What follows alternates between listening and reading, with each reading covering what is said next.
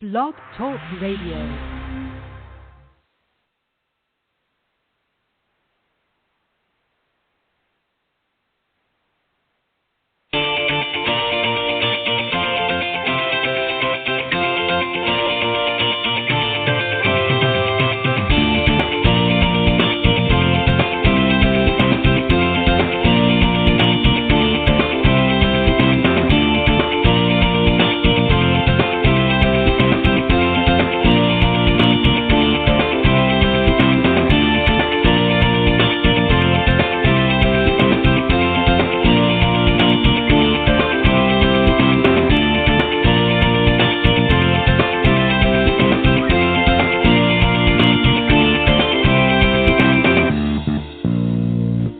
All right, good morning, everybody, and welcome to Women of Golf. I'm your host, Pedro Rico. Joining me is co-host LPHA professional Cindy Miller. All right, good morning, everybody, and welcome to the Golf Talk Live's Women of Golf. And as I said, I'm your host, Pedro Rico, and joining me this morning is, of course, my co-host, LPGA professional Cindy Miller. Cindy, welcome. Thank you. It's great to be here. Well, we're looking forward. We're very excited about this. It's a brand new program that Cindy and I have put together, and we're looking forward to it. We've got a very special guest. We'll tell you about her in just a moment. But just before we start, let me remind everyone that, of course, this broadcast is a live broadcast on Blog Talk Radio, and it'll be every Tuesday morning from 9 to 10 a.m. Eastern Standard Time. So make sure that you tune in. And if you want to speak to either Cindy or I or say hello to any of the guests, during the live broadcast, you can do so by calling in area code 347-945-5855. That's 347-945-5855. Or you can email some comments and questions to womenofgolf@gmail.com. And just to let the listeners know, Cindy, just a little bit about what Women of Golf is all about. Cindy and I, of course, are going to co-host this program, Women of Golf. And in addition, from time to time, Cindy's going to share some great instructional audio for those that want to take their game to the next level. But more importantly, really what the program is about, we're going to tackle many of the important topics that are facing women in the golf industry today, everything from equipment to coaching to health and, of course, accessibility. And, of course, we're going to talk to some of the best instructors and players from the LPGA as well as women from the corporate world. So Cindy and I join us on the Women of Golf every Tuesday at 9 a.m. Eastern Standard Time on www.blogtalkradio.com/Women of Golf. And joining us, as I said, we've got a great guest to start off this inaugural program.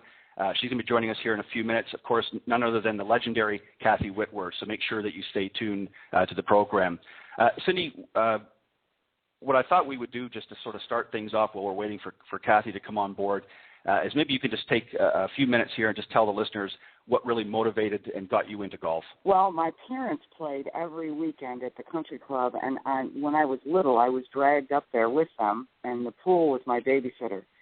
And about 8th grade, I got a little overweight, and the boys at the pool started calling me 10-ton Tessie. So needless to say, I found an aversion to swimming and thought I better go on the golf course. So I really didn't choose to pursue golf until I guess I was not forced into it, but coerced into it, whatever. And so I took some lessons from the head pro, and he said that I had some potential, and I kept pursuing it. And my mom and her friends took me to an LPGA tournament at River Oaks Country Club in Buffalo, and when I was 17, and I saw Kathy Whitworth and Laura Baugh and Betty Burfine and Jane Blaylock, and the dream was born. Fantastic. You know, there's always a story that everybody has, you know, about how they got into golf, and mine, of course, wasn't quite as elaborate as that, but, you know, I started at a very early age. My father took me out probably when I was around 7 years old to a driving range. I think he actually took me out before that. I just don't remember it, but we went out when I was probably about 7, and he introduced me to the game, and I've just loved it ever since. And, of course, I teach as well, and of course, been doing these programs. I do the Golf Talk Live program, of course, every Thursday night at 6 p.m. Central Standard Time on the Blog Talk Radio Network. And I just love talking about golf and just sharing the experience of the game. It certainly, as many people have said in the past, it certainly mimics life. in many, many ways. There's many ups and downs in golf, both on and off the course. So it's a great sport. It's something that it's really a journey, isn't it? When you think about it, it's a lifelong journey. Nobody ever masters the game. Not even the best players in the world never truly master this game. What are some of your fondest memories, Cindy, that you can recall growing up through the game? That's a good question. I think winning the NCAA championships 2 years, my junior and senior year at the University of Miami, winning the New York State Amateur, qualifying for the Legends Tour is probably one of my biggest accomplishments. But my best memories are just, I think, meeting all the people, all the friends you make, the lifelong friends you make in golf. I think that's the best part of it. I think one of the things that I've always enjoyed, I mean, I've played many other sports, everything from baseball. I play a little football, even though I'm not a big stocky. I'm 6'4". I'm not a stocky guy, but I could run quick. So played a lot of different sports, but golf was always something I think that I enjoyed for a number of reasons. Again, it mimicked life very much, and it forced you really to look inside yourself and sort of do your own self-assessment of what you can and cannot do, whereas many of the other sports out there, of course, are team sports. Not that there aren't some team competitions in golf as well, but it's really you're on your own. And it's something that I think that most people who have ever really played the game at any level, especially at a high level, will understand that statement, that it's really a way of sort of looking inside yourself and sort of pulling out everything that you've got in order to make that round complete. So it's a great sport, and anybody that hasn't played golf, I think, needs to get out there and give it a try. And there's a lot of great teaching professionals around the country and around the world. And one of the things that we want to emphasize on is make sure that you go out and seek out a teaching professional in your area and learn the game the proper way, rather than trying to go out and create yourself a world of frustration. And I think, Cindy, you can attest to that. I think we all have some frustrating moments, so it helps if you've got some good instruction to help you get that way. Absolutely. That's without a doubt what you need to do. I think the game of golf is so neat because it's you, the club, the ball, and the course. And the most fulfilling and frustrating part of all of it is the fact that the consequence is the ball. And the ball goes wherever you point the face. And if if you're a beginner, you're just glad to hit the ball or maybe get the ball in the air. But as you mentioned a second ago, the more you pursue this, the more you find out that, wow, that ball goes where it goes for a reason, and the only one I can blame is me. So I believe, yes, you're absolutely right. Well, it's just, if you look at some of the top players, both in the men's tour and even in the ladies' tour, there's never really any, even though there's moments of domination, obviously going back to some great players like Nancy Lopez and, of course, Kathy, our guest in a few minutes here. There were moments in their careers where they maybe dominated for a period of time, but it quite often can be short-lived because there's always somebody else that's rising up through the ranks. And even in today's game, we had players like Jack Nicklaus, of course, that really dominated for a period of time. But then, again, that sort of phased into a different area. He sort of fell by the wayside a little bit. Had a resurgence, of course, later in his career. And then, of course, you had Tiger Woods, who came along and monopolized, men's golf for many, many years. But now there are other players that are moving in. So you're never on the top for very long, in most cases anyways. And the winds can shift the golf ball in many different directions during your round. So you never know where it's going to land,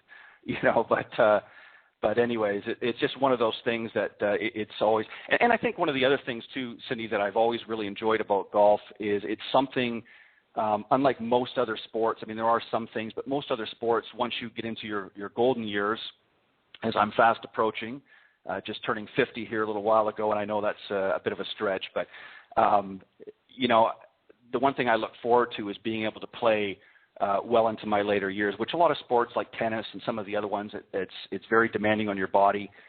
Golf is a little bit more forgiving, I think, and I think that's why you see so many seniors out there still playing well into their later years, and that's one of the things I like about golf.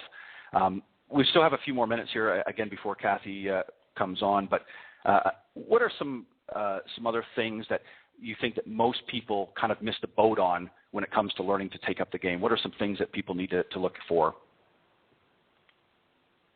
I think they need to interview instructors before they take a lesson. Or I think they need to go observe and watch someone teach to find an instructor that fits their personality.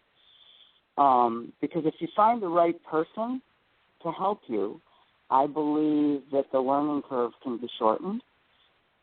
So right. I would investigate and research online, people in your area, LPGA, PGA pros, someone that's certified, U.S. golf teachers, whatever it is. You need to find out, do they know what they're doing? Because there are many people at the driving range, and our driving range is included in Buffalo, that someone just says, I think I'm going to teach golf right now, and I'm going to turn pro and take money for lessons, but I'm not qualified to do so. So I would be very leery of a person like that, even if they know what they're doing. To me, they need to be committed and take the time to learn the craft and become certified in something. That's the number one thing. Find a certified instructor somewhere. And number two, realize that it really is not that hard if you learn how to swing the club head, because the club head is the only thing that hits the ball. Instead of trying to kill the ball, I think most people they're not even aware of what their body's doing. And if they can become aware of what they're doing while they're swinging, I believe they can do it with much greater ease. Yeah, and that's a great point, Cindy, to raise. And I know many times when I'm up at my local range or on a practice tee somewhere, wherever it might be that I'm playing, a lot of times I will see a group, a foursome or whatnot that are getting ready to go out and play, and there's always, one that's maybe hitting a few bad shots, and his buddies are trying to chime in and tell him how to play. And I think that's one reason why so many people are frustrated with the game. It's so important, really, to seek out a good professional, interview them, as you said, and don't just, find one, maybe interview two or three of them, and because obviously personalities mesh, some click, some don't. So you want to find somebody that you're comfortable with, and don't be afraid. And something too, guys, I can tell you from personal experience, I've worked with some great ladies out there. Don't be afraid to seek out some of the lady teacher professionals out there. They're very, very diligent in their job, and they're equally as effective. In fact, in many cases, more effective than some of the guys out there, because they're very meticulous and very detailed in helping you work through, the different scenarios that you're going to be in. And so I think it's very important to do that.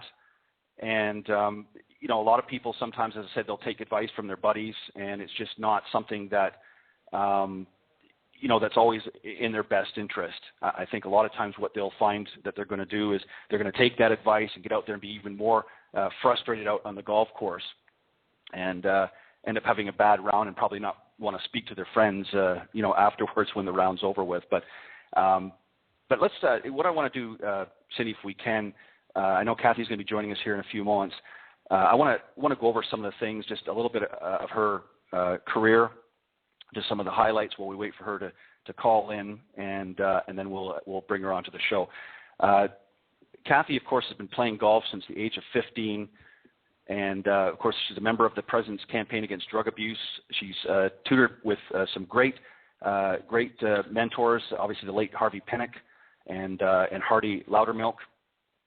Associated Press Athlete of the Year in 65 and 67. And, of course, she's the president of the LPGA Tour Players Executive Committee from 1967 and 68, 71 and 89. Served as player director during the 86 and 87 seasons, and was paired with Mickey Wright, who made golf history as the first women's team to compete in the PGA sanctioned Legends of Golf. She's received many accolades, and was inducted into the LPGA Tour and World Golf Halls of Fame the New Mexico Hall of Fame, Texas Sports Golf Hall of Fame, and the Women's Sports Foundation Hall of Fame. So she's been inducted to many, many areas and received a great many, as I said, accolades. She's been honored by many press associations. In 2001, along with four-time British Open champion Bobby Locke, selected as honoree of the PGA Tour 2002 Memorial Tournament. She was awarded the 2001 Legends of Women's Golf Award by the Mercedes-Benz Collegiate Championships, and which was an NCAA event. And she's won, I believe, 88 tournaments in her career. Just a phenomenal champion. And I think without any further hesitation, I think we ought to bring her out here. She's ready. Cindy, if you want to do the honors. I would love to bring her out here. I got to tell you, she's my hero. She's a mentor to me. She's the most humble, authentic, charming woman I know who's played this game and done. She's won more tournaments than any man or woman, LPGA tournaments, alive. And you know what I think the best part about it is she's got such wisdom. It's so great to have her on. I'm just absolutely thrilled. So, Kathy, thank you so much for joining us. Are you there? I'm here. I love thank you. Thank you very much for all the nice build-up. That's pretty fun to hear, but it brings back a lot of memories. Well, Kathy, this is Ted Odorico, the other host, and Kathy, let me just say, there were so many more things to read out there, but my throat was getting a little dry and a little parched. I didn't know if I could get through the whole list, and you've just, of course, got so many great accomplishments, and we want to thank you and welcome you to Women of Golf. This is a great concept that Cindy and I have put together. We're really looking forward to moving that needle, if you will, a little further down the road for women. That's great. Golf industry. So we can't think of a better person to have on our first inaugural show. So thank you and welcome to the program. Well, thank you for having me. It's always fun to Cindy, be a part of something for the game, and this is a great concept. I'm tickled to hear about it. Well, thank you. And we've got if you've got a few moments, which I know you do, I know Cindy and I have some questions for you. So, Cindy, why don't you start off, and I know you've got some things that you want to talk to Kathy about. Why do you think this game is so difficult to master? Well, you gave me a chance to think about that, and you know, I'm not sure that I ever went into the game myself thinking that I was going to master this game, or I always knew I could get better, and that was probably the fun part. Most enjoyable part was because you never hit every shot perfect, you never hit every shot solid, and of course you're dealing with your own mental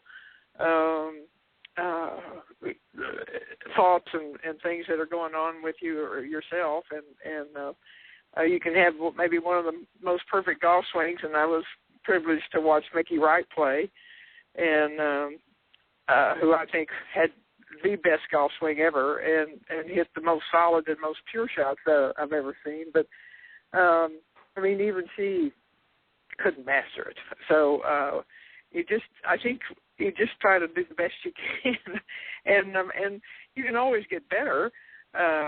But better is, and I'm not sure what perfect is. I don't know that there is a perfect score or a perfect game, because they're always things are always improving and getting better, and what you might think was, I mean, and not that I would think that perfect wouldn't be perfect for me, but it would be perfect for somebody else. So I don't know. I just never that just never did cross my mind about thinking, well, I'm gonna master this game. I think I realized right away that I don't think you can. So was it the lure I think, the fact that you could always get better? I'm sorry? Was it the lure of the fact that you could always get better? Why did you fall in love with this game? Well, that was part of it, was that it was such a challenge, and the fact that it was up to you. You didn't have to rely on somebody else or something else, basically, except yourself. And that appealed to me a great deal. I'm not sure I recognized it when I first started playing or analyzed it, but in thinking back, of course, I love sports, and I was fairly decent at it. And growing up in that era, it was hard to tell how good you were. There wasn't that much going on for girls, but I felt fairly confident in other sports. But you really were at the mercy, or so to speak, of someone else, or reactionary type of thing. And where golf, it was just totally up to you, and how good you got, or how good you played, or how well you played, really depended on you and help. I mean, I'm not saying you just walk out there and develop your own swing. I mean, a lot of players did. When you think back on some of the really great players of the game, Bobby Jones and Byron and Ben, and a lot of them, they developed a lot of the things that we use today. So, I mean, they did kind of, and Barden, they figured it all out ahead of us. So, how nice that is. But anyway, fortunately, there are people out there that can help you, and I had one of the best, and Harvey Pinnock, and I got to him at an early age, and so he gave me some great fundamentals, which just gave me a base to build on. And for sure, my swing wasn't great, not anywhere close to Mickey's, but it worked for me. And but I knew I could get better, and I always tried to get better. And sometimes I'd go off in some bad ways, and I got into some bad habits. But thank goodness I could get back to Harvey, and he'd get me out of it. But that's, I think, what it was, Cindy. Is I just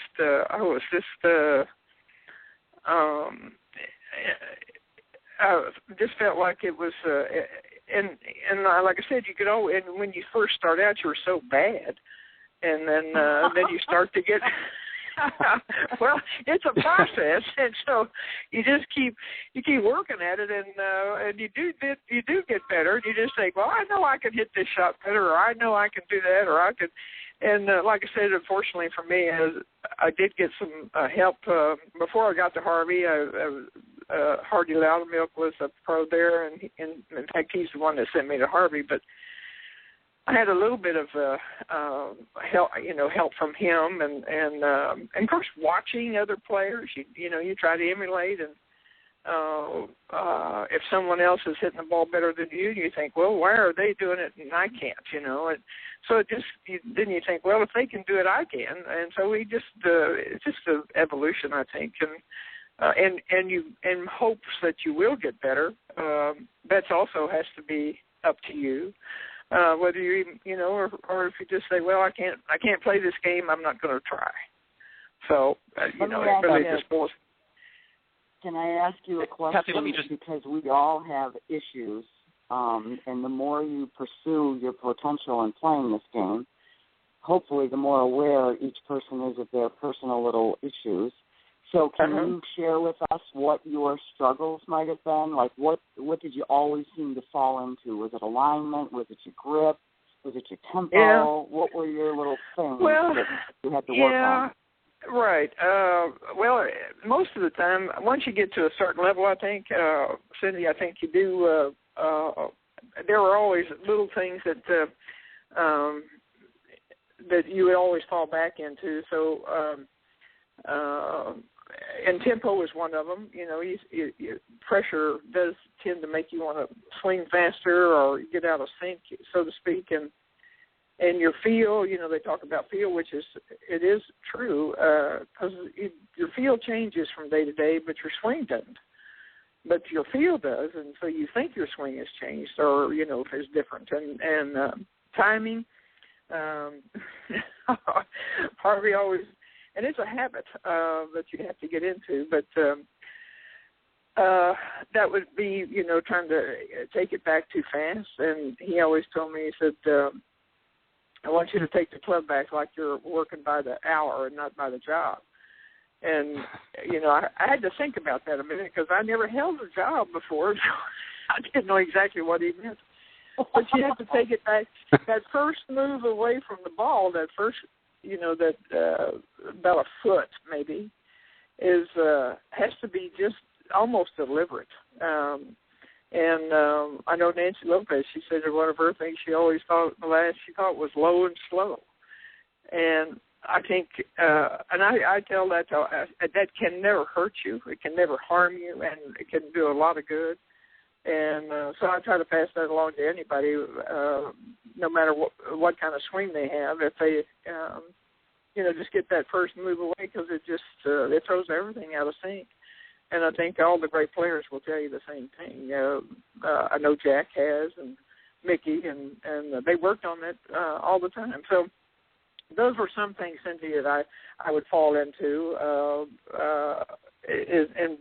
lot of it was that. It was just, but concentration. Once you develop your swing, or develop it as best you can, and not that you don't quit trying to improve that, but it's a mental thing. There's no question. It's a mental game, but and I guess the main thing is to be as honest with yourself as you can, and don't try to kid yourself. And because sometimes you just get yourself into a mental state that you just get so confused, and so. But it all really boils back down to, okay, but the beauty part about also recognizing that it's your call, and you're in charge, basically, and that is you can change it. I mean, if you're thinking bad, you can change that, but you have to admit you are. And outside things can sometimes distract you, but it really all boils back down to you and how you handle it, and how you handle yourself, and that one shot at a time. I mean, it's an old cliche, but boy, is that so true. And Mickey would tell me, she said the only shot you can control is the one you're going to try to hit. The one you've already hit is gone, and the next shot hadn't happened yet. So you just got to put your focus right back on that one shot, And Harvey gave me a lot of stuff, too, is that he always made me, and that's a great tension reliever, and that is focusing on your target. And I never could hit a shot without aiming. And you got to learn how to aim, but, I mean, it's just incredible how much, you rely on that coming down the pike when you've got to make a shot. And you're under, it's do or die kind of deal, and boy, I mean, that I've fallen back to that many times, and it's always worked. So there are a lot of little things that, but I had to be given that. I didn't come up with all this stuff on my own. I had to learn it from somebody else, but I was always willing to, it made sense to me, and so. But you were really in control. It really boils back down to you in many ways. Kathy, let me just interject. Cindy, I just want to interject a question based on something you said, Kathy. This is Ted. Why do you think, Kathy, knowing what we know about the game, that it is a difficult game to learn and certainly a difficult game to master, why do you think that there are still so many players out there on the tours that feel they need to reinvent their swing? I mean, they can, and I'm going to use Tiger obviously as the most recent, but years ago I remember Nick Faldo sort of reinvented himself. Why do you think that this, despite being at the top of their games, why they feel the need to sort of start from ground zero again? What do you think sort of motivates them, knowing how difficult it is in the beginning? Well, they just feel like they need to get better, and obviously they're not happy with what they're doing. I mean, if they were happy with what they were doing, maybe they wouldn't think that way. But, I really have not talked to either one of them, but I know myself, I was always trying to improve my swing. I knew I wasn't perfect, and I knew there were things that I could do better, and or maybe I should do better. And so that's why you get into bad habits, and fortunately, and you can't teach yourself. And Harvey gave me a lot of things to look for, and that I could sort of help myself a little bit, but. Boy, you can work yourself into some bad habits. I know Tiger has. I know Nick did. But fortunately, you get to somebody that you trust. Because like Harvey told me one time, he said the student makes the teacher, and I sort of scoffed at that, and I thought, well, but unless you do what he tells you, and you have to do it, or he can't help you. And so when you get to somebody that you really trust and feel that what they say is going to,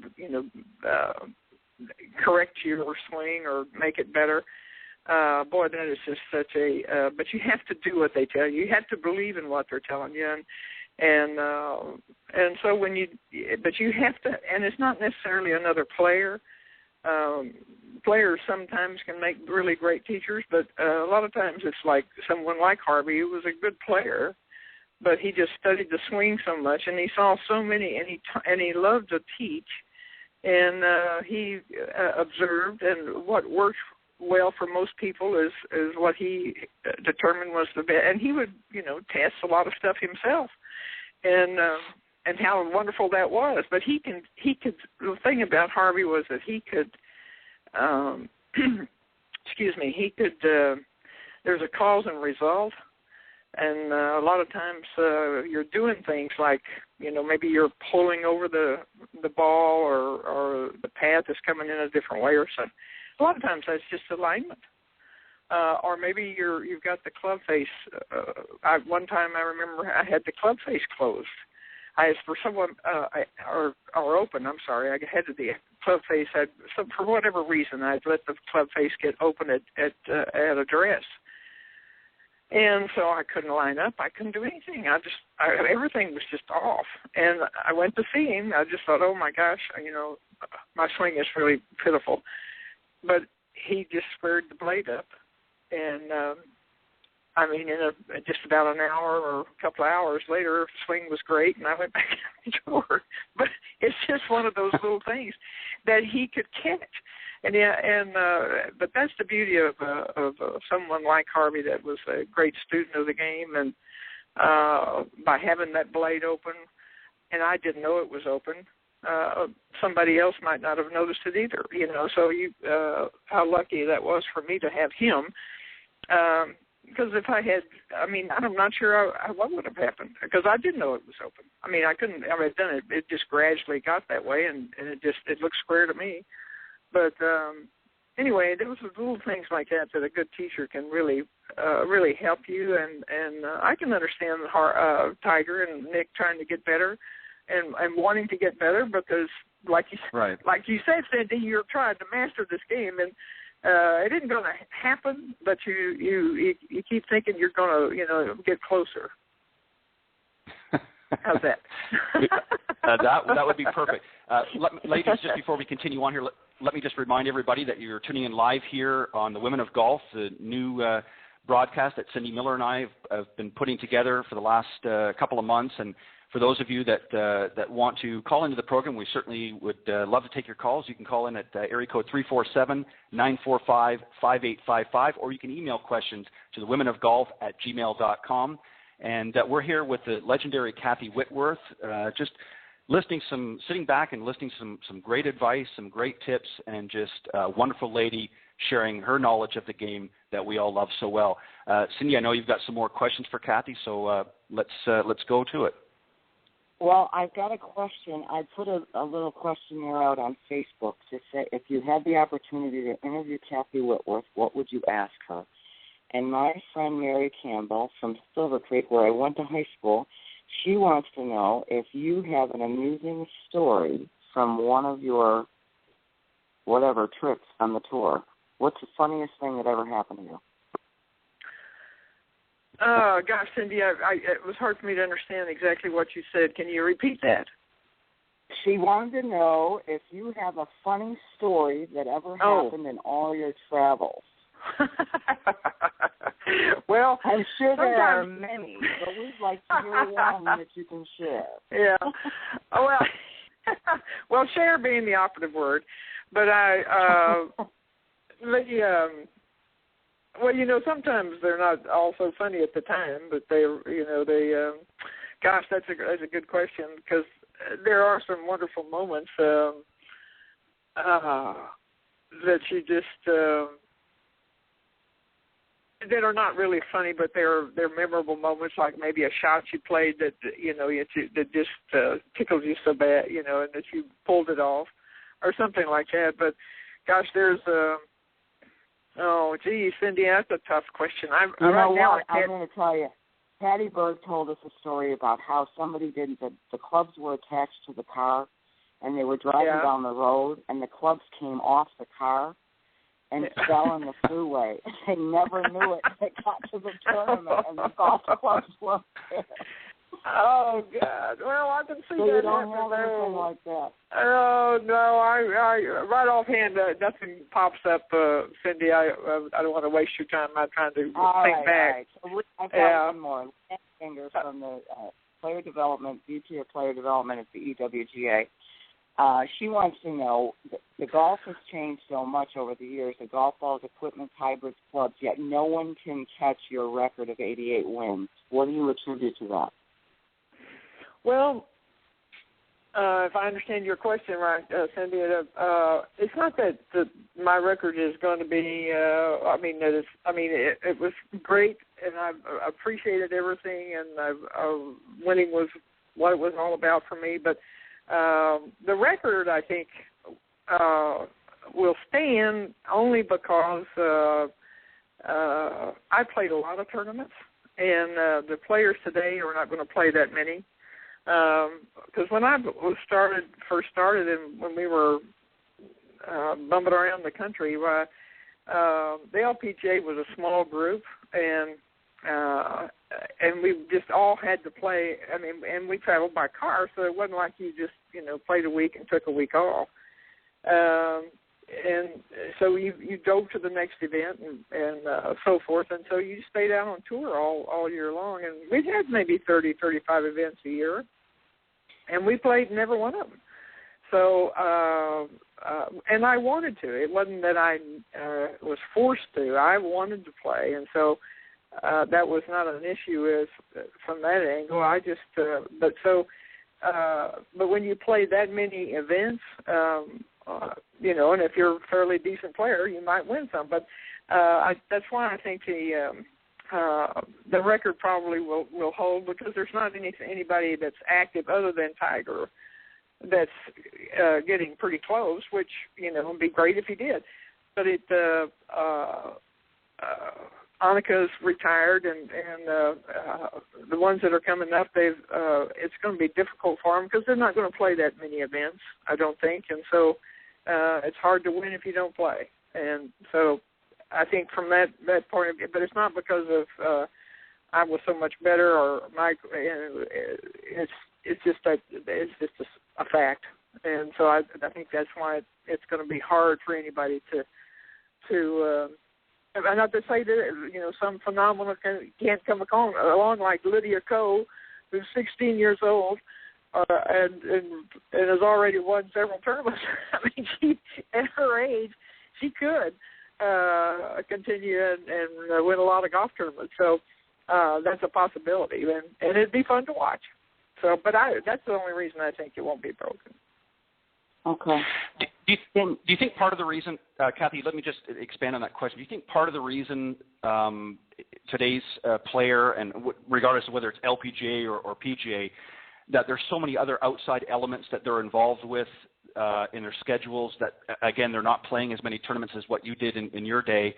Do you think that that's a factor as well, that they're just so busy with corporate events and things that they just don't have the time to really commit explicitly to their games?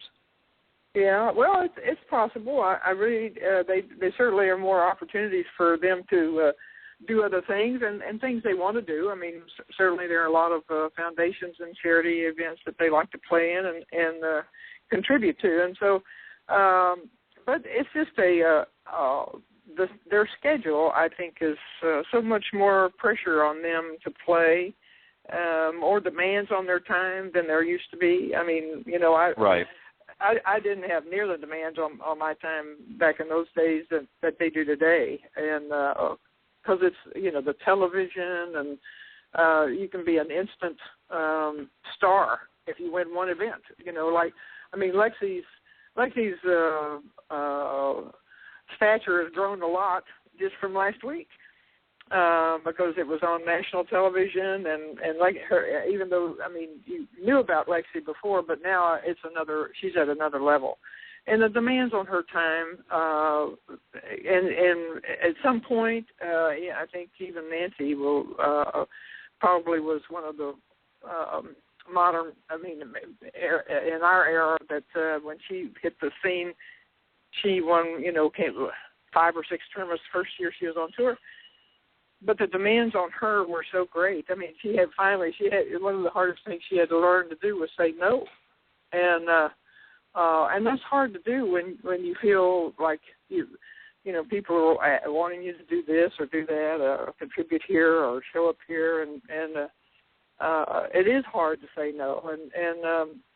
So there is a lot of demands on their time that I never really experienced, and I just can't really. So that's bound to be part of the equation with them is when do I play in what tournaments, and they do pick and choose some of their tournaments that they play, and it makes it difficult for other sponsors when they don't get those named players. So it is a tough deal, but it is what it is. So they just have to deal with it. Can you tell and Go ahead. Go ahead, Cindy. No, go ahead.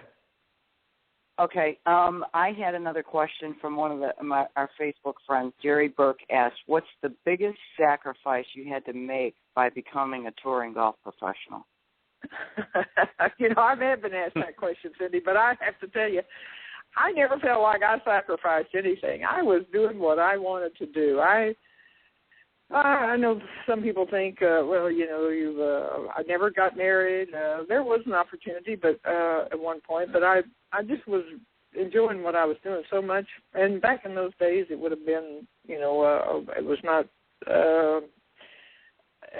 accepted. You might say that if you married, you usually, and our girls did, but they usually stopped playing the tour, and I didn't want to.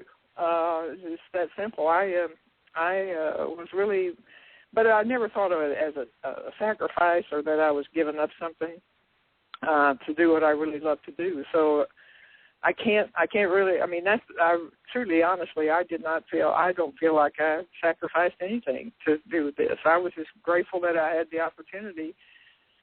And they always say find your passion, and I didn't know that's what they called it back then, but I was lucky I found my passion at an early age, and I was able to pursue it, and got good enough that I could continue with it. So it just, and I'll tell you the harder question to me is, what would I have done if I hadn't have? I have no idea. I've tried to think about it and put myself in that position and think, well, now, what would you have done? If you didn't or hadn't had that chance or didn't get, couldn't make your own way or whatever. And I just say I have no idea. So I was just one of those, I think, lucky people that I just was. I'm not saying it was all just peaches and cream. There were some down times. There were self-doubts a lot of times. Not a lot, but there were some. And certainly, quite, you question yourself as to if, is this really, am I going to make it or not make it? And so, it was well worth all those. And my high times were more than the low times. So, like I said, I'm just lucky, Cindy. I just didn't feel like I was giving up anything. Well said. That was A great point.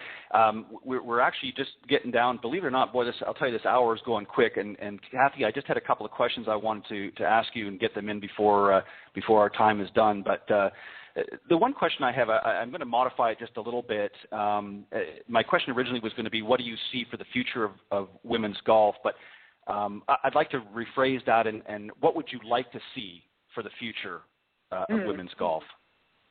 Yeah, well, that's a better question for me, but because I think the future is great. I mean, if you think about where we came from. I mean, 13 women started this association as far as the LPGA is concerned, and it's just grown to what it is today. It's just great. It's just wonderful. But and it'll get, there's always little low periods where you might think, gosh, it's not doing that well, but it continues to grow, and then we get a little bump. And but as far as I'm concerned, I mean, just from a selfish point of view, and I think it would help the future of our association if we had more events here in the United States. Well, I know they're trying to do the best they can. I'm not criticizing that so much, but it would be nice, and also if they had more full field, what you call full field events, 144 players or whatever it is now, and because that to me is where the future is. You got to give these new players a place to learn to play. And when they have limited field events, you're just seeing the same players all the time. And unless you're Lexi Thompson or Lydia Cole, who just sort of plays their way on. I mean, they're so good that they come out on a sponsor's exemption, and Lexi wins the tournament right off the bat. And same thing with Lydia, and so then they're set. I mean, they're going to be in that what I call, and maybe it's not the right term, but the elite groups that get to play in all the events, and especially the ones overseas. It's a very limited field, and so a lot of, over half the field sits over here and doesn't get to play. And I know the Symetra Tour is good, and it's getting better, and that's another avenue for them. But anyway, that's what I'd like to see, is just more full field events and more events for the young players to play. Right. And just sort of the second part to this question I had, does it match the vision you had in your mind growing up in the game? Is it sort of what you visualized happening, the tour expanding and, more events and things like this? Is it kind of what you had in your mind? Yeah. Oh, well, it has surpassed anything. I don't even remember ever even having that thought, but most certainly we all we're working towards making it better. That's always been the goal. You never get to a point where you think you've grown big enough, but or you play for X amount of dollars, or you're always trying to make it better, and that was what our goal was. But I don't know that we ever said, well, gosh, if we play for $10 million a year, that's enough. I think it just we didn't know where it might go, but it was always, you're always trying to make it better, and that's what they're doing today. I mean, if you look back from where it came from, I mean, I think it's just done great, and and then it will continue to get better because they want it to get better, and rightfully so, and I think it will. And players, we'll have some great players that'll come along, and so I think it's great, but I'm not sure I sit back and said, yeah, if we have X amount of tournaments or we play for X amount of money, or if we're on TV or not on I don't think that, but we just knew it. We wanted it to get better. We wanted to have more tournaments. We wanted to play for more money. How do we do that? And so it just evolved to this, and I was glad to be a part of it. I was president 3 times, and held a position in the organization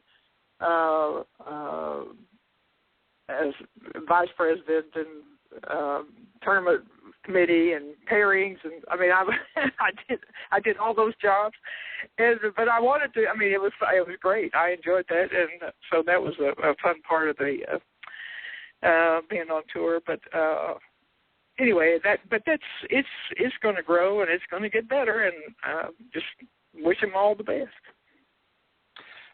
Kathy, let me just ask one final thing. As I said, we're getting close to the end here.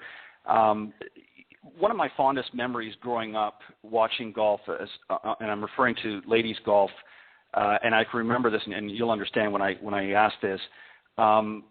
There's a lot of great ambassadors in the game that are in the game itself, but there was one that I remember very fondly growing up, and that was Dinah Shore. Dinah Shore was very, very involved in golf, even though she was not a professional golfer, but she's somebody that enjoyed the game and had a great passion and did a lot in the earlier days to help propel the game to a new level. How can we find another Dinah Shore? Obviously, we're not going to be able to repeat that exactly, but do you think that if the LPGA had an ambassador like that came in and sort of stepped up with that same vision and that same sort of electricity, if you will, do you think that would draw even more attention to the tour? Well, gosh, yeah, if you can find another Dinah Shore, that would be fantastic. I wouldn't hold my breath so then. She just was one of a kind, and I have to say, you always try to explain people or how they are, what they do, and she was just, she really was just an amazing person, and how lucky we were to have her, and. But you can't hardly talk about Dinah's contribution and everything without talking about David Foster, who was the CEO of Colgate, because he's the one that sort of drug Dinah into it in a way, because she didn't even play golf.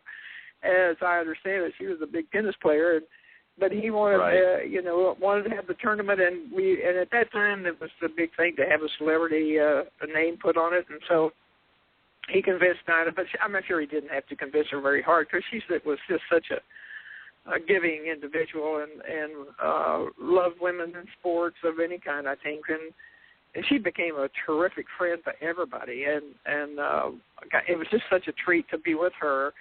Or around her, and I remember, she had a afternoon show on TV, and kind of like what Oprah does, or some of them do today. But anyway, and we appeared on it. I appeared on it 3 different times, and one of them I had to cook. Well, that was a disaster. But anyway, those are fun things that you think about. But she was so gracious about it. She made me look good, but it was agony for me. But anyway, it was just a different time, and most assuredly, it would be great to have someone like her. That would be a wonderful, certainly a great boost if you could ever find one like her. But I don't know. I can't think of anybody right now that would that could step that up. But I have to give a lot of credit to David Foster. He really he was just amazing, and not just golf. I mean, he was very big into tennis and women's tennis, and I mean, he just, once he got into the women's sports and women's, especially women's golf, he just put us right into the big time, and the Dinah Shore, of course, being part of that, but. She was an icon, there's no doubt, and we all miss her today. I mean, when she passed away, it was just heartbreaking. I can't tell you, it was just a sad day. Yeah, but she still lives, and I don't know what they're going to do with the tournament. They have to come up with another sponsor. I understand Nabisco this was their last year, so. Right. I know they will. But it'll be interesting to see how they deal with that. And this might be a good opportunity for a sponsor to come in and embrace Dinah Shore and make it to Dinah Shore again. But I don't know if they'll do that. Well, that would. I think that they should, and she was a great lady, a great ambassador to the game. And as I said, I have some very fond memories. I always watched the Dinah Shore Nabisco Classic for years and years and years, and now I'm showing my age, but nevertheless, it was always enjoyable to watch that tournament. And I'm going to say this, Kathy. I'm going to seek the challenge and let the journey begin. I'm going to try and find another Dinah Shore out there somewhere, somehow. Okay. I'm going to find another Dinah Shore. That would be great. Well, that would be great if you could. I'll tell you, you would go down in history. Well, I'm going to do my best. Well, we're just wrapping up here, and Cindy, if you want to do the honors and thank our guest. Well, Kathy, I can tell you that you have done amazing things for me. You've done amazing things for golf. You're one of the most gracious people I've ever met in my life. You're funny. You're humble. You're talented. You've got so much wisdom, and I thank you from the bottom of my heart for the help you've given me and to the whole world of golf. Well, it's been my pleasure. You're just you're the salt of the earth, and I love you to death, and thank you so much for being our first guest on the Women of Golf radio show. You're the I'm best. privileged to be their first guest, and I just wish y'all all the best. I think this is just a wonderful thing that you're doing, and anytime I can help out, I'll be glad to do it. Well, thank you so much. Well, Kathy, let me just add to that. It certainly has been an honor. I haven't, as Cindy has, I have not had the pleasure or the honor of meeting you, but I'm going to make that a top priority to meet you at some point. On your quest to find Dinah. Okay. I may. You're going to get my first vote, that's for sure. But Kathy, I do want to thank you for coming on the Women of Golf, our inaugural program here that C and I are doing, and we've got a long journey ourselves ahead, and we thank you for participating, and just know this, that you have an open invitation to come back anytime that you want to share some insight with our listeners. We appreciate it. Okay. God bless. All right. And have a great time out in San Antonio.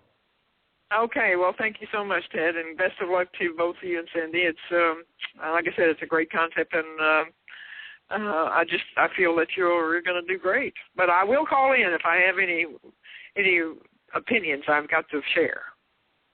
Thank we would appreciate it. We would look forward to it. All right, okay, thank you, Kathy. All right. Have a great day. Okay, bye-bye. All right. Bye-bye. Bye-bye. Okay, again, we want to thank our very special guest, the legendary Kathy Whitworth, for joining us here on the first inaugural Women of Golf and for sharing some insight into the women's golf. And I'm going to hold her to it. I'm going to be looking for that next Dinah Shore, and we just may vote Kathy Whitworth as ambassador for golf. But anyways, I want to take this opportunity just in the last closing moments here. On behalf of Cindy and I, we would like to take this opportunity to thank all of the listeners around the world for tuning into the Women of Golf broadcast. We look forward to having you join us here each and every Tuesday morning at 9 a.m. Eastern Standard Time on the Blog Talk Radio's Women of Golf. Cindy and I will see you right here next week. Thank you, Cindy, as always. An honor to have you here as well. You're certainly an ambassador in your own right, and keep hitting them straight. And I will see you here next week on the Women of Golf. Have a great week.